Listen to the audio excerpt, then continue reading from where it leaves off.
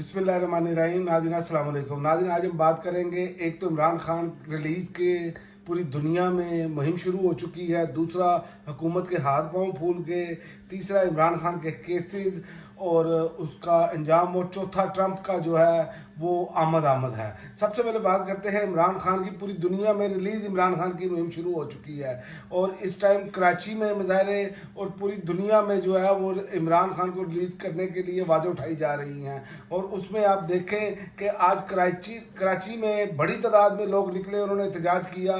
इसी तरह बरतानवी पार्लियामेंटेरियन ने इमरान खान की एक बार फिर रिहाई का मुतालबा कर दिया और ये अब सिलसिला बढ़ना शुरू हो गया है। और दूसरी जानिब आप देखें कि फवाद चौधरी साहब ने तनकीद शुरू की हुई है मौजूदा तरीके इंसाफ के लोगों पर।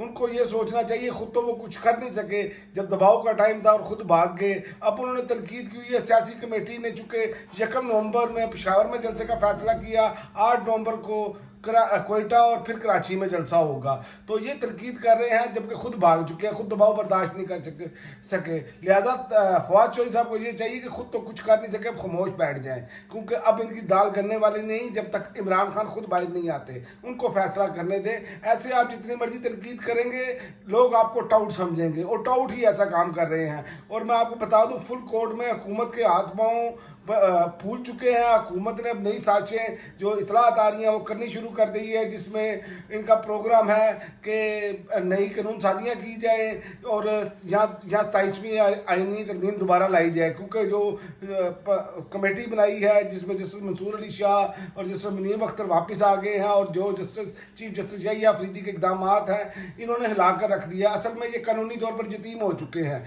चूँकि कादी फायज ईसा जब तक रहा है ना उसने इनके सर पर हाथ रखा है, इसलिए अब इनको समझ नहीं आ रही हमने करना क्या है। और एक और आपको बात बताऊं कि इमरान खान के जो है ना वो मुकदमात वो अब शुरू हो रहे हैं, जिसमें आप देखें कि 25 दिन बाद अब डयाला जेल के दरवाजे खुलने जा रहे हैं। कल समात अलकादर ट्रस्ट केस की समात की जो है वो टाइम है, दिन है, जिसमें 6 झूठे केसेस का अभी तक इमरान खान पर ट्रायल चल रहा है। इमरान खान की 3 और बुशरा बीबी की एक जमानत की दरखास्तों पर जो है वो डिस्ट्रिक्ट कोर्ट में 1 साल से जायद का टाइम हो गया है, लेकिन अभी तक फैसला लटका हुआ है। तो ये तो हमारे निज़ाम इंसाफ का हाल है। तो इसी पर ही जो है वो चीफ जस्टिस जो नए आए हैं उन्होंने नोटिस भी लिया है कि ताकि जो है वो लोअर कोर्ट्स में जो फैसले नहीं हो रहे उनके फैसले हों, तो इनकी टांगें कांपना शुरू हो गई हैं। असल वजह क्या है कि फार्म 47 की हुकूमत को बचाना है और किसी ना किसी तरीके से लंबा टाइम लेके जाना है, लेकिन मैं आपको कह रहा हूँ लंबा टाइम बनता हुआ नज़र नहीं आ रहा। आखिर में मैं आपको बता दूं, क्योंकि लंबा टाइम इसलिए बनता नज़र नहीं आ रहा कि ट्रंप की आमद है।